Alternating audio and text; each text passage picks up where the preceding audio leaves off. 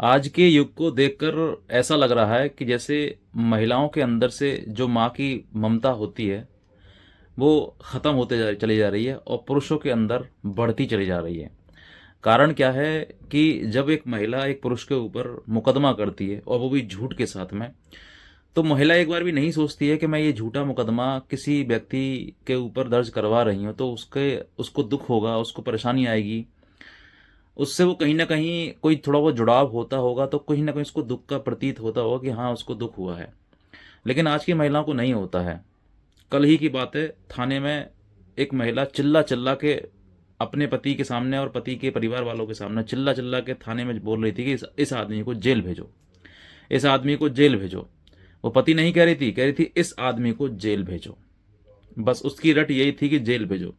लेकिन कहीं ना कहीं वो पति को जब बताया गया कि भाई तुम्हारे ऊपर इस तरीके के मुकदमा दर्ज करवाया जा रहा है तो तुम भी एक पति के पत्नी के ऊपर दर्ज करवाओ। जो तुम्हारे साथ में अभद्रता कर रही है, जो घर में गलत मारपीट कर रही है, तुम्हारी माँ के साथ मारपीट कर रही है, तुम भी उसके ऊपर मुकदमा दर्ज करवा दो।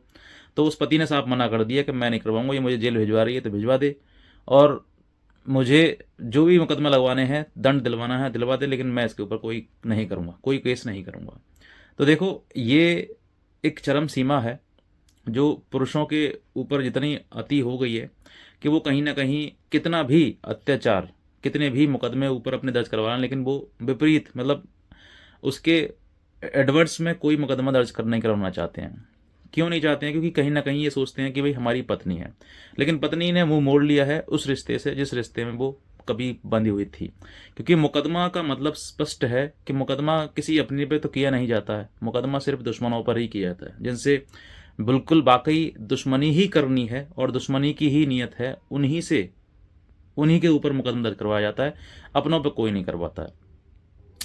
अब आपके ऊपर जिस तरीके से मुकदमे दर्ज करवा दिए गए हैं, तमाम झूठे मुकदमे आपके ऊपर दर्ज करा दिए, आप साधारण से व्यक्ति आज एक क्रिमिनल हो गए हैं। आपके माता पिता के ऊपर दहेज मांगने का आरोप लग चुका है, यानी कि वो कहीं ना कहीं एफआईआर का हिस्सा बन चुके हैं। परिवार में पूरे में वो व्यक्ति, जिस व्यक्ति ने आज तक कभी कोर्ट कचहरी थाना देखा नहीं, जिसने कभी पुलिस का कभी आमना सामना नहीं हुआ, लेकिन अब जो है वो पुलिस के चक्कर लगा रहा है, पुलिस की डांट सुन रहा है, पुलिस की बदतमीजी सुन रहा है, पुलिस के द्वारा दुर्व्यवहार उसके साथ में हो रहा है, वो सब सह रहा है। किस वजह से? कि उसने शादी कर ली।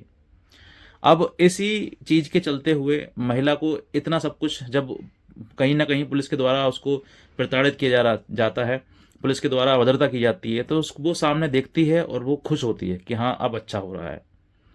अब ऐसी ही चीज चलते हुए वो पहले थाने में बेइज्जत करवाती है, उसके बाद फिर कोर्ट में बेइज्जत करवाती है और कोर्ट तुम्हारे ऊपर मुकदमा दर्ज करवाती है। अब देखो, मैं एक लाइन से समझाना चाहता हूँ, जो पुरुष जो है वो कहीं ना कहीं ये चाहते हैं कि भाई मेरी पत्नी है वो मेरे घर वापस आ जाए। मैं भी ये चाहता हूँ आपके सामने कि आपकी पत्नी है तो आपके घर वापस आ जाए, आपका घर बस जाए कहीं ना कहीं। और इससे दो लोगों का, दो परिवार जो डिप्रेशन में, टेंशन में रहेंगे, वो कहीं ना कहीं वो भी चीज़ खत्म हो जाए।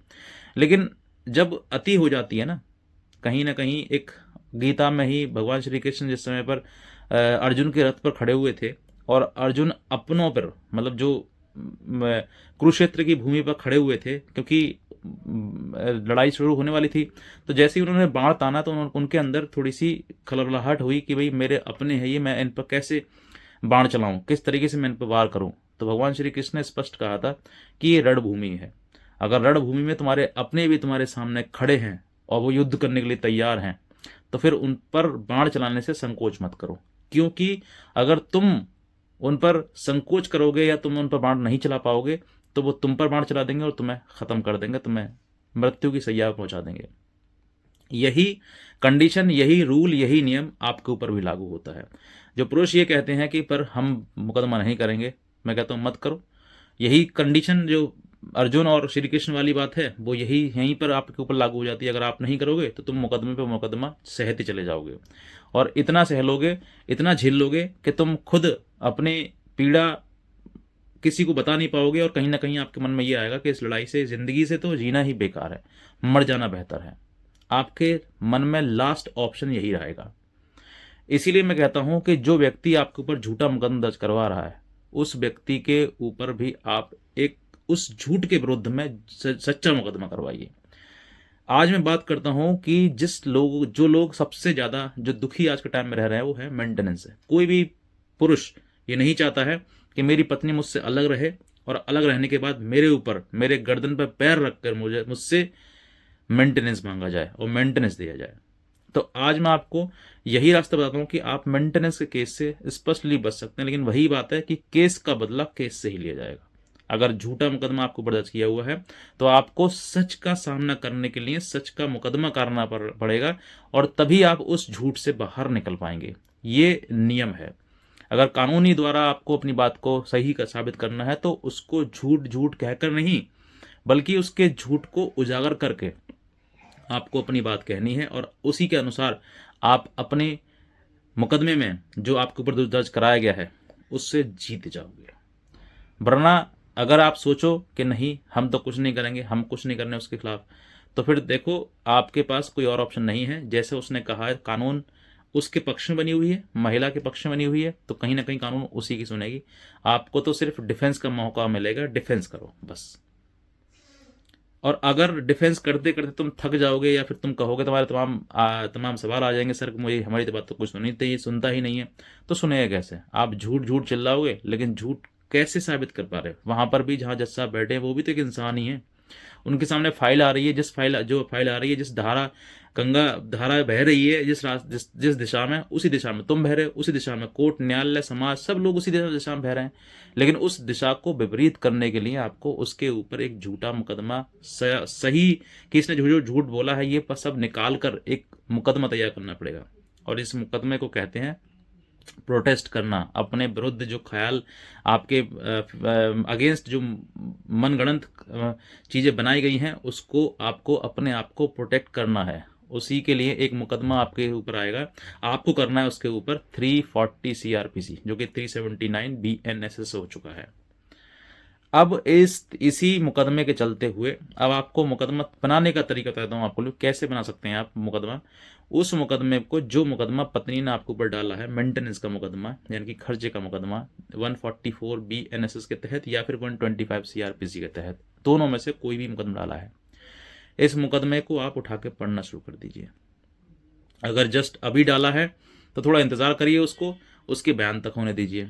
ठीक है, उसके बयान जो प्लेंट में उसने लिखा है वैसे ही बयान देगी वो। अगर नहीं देती है, विपरीत देती है, तो आपके ऊपर आपको जो है एक 340 का आधार बन जाएगा।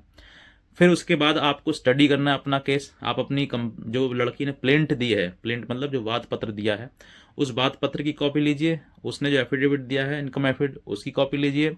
उसका बयान लीजिए, उसका शपथ पत्र लीजिए और उससे क्रॉस हुआ है उसकी कॉपी लीजिए। ये 3-4 चीज़ें हैं, उन सब चीज़ें कॉपी लीजिए स्पष्टली। उसमें हर एक चीज़ को जो लग रहा है आपको ये झूठ बोला है, ये झूठ बोला है, इन सभी चीज़ को मैच करिए और अंडरलाइन करते जाइए।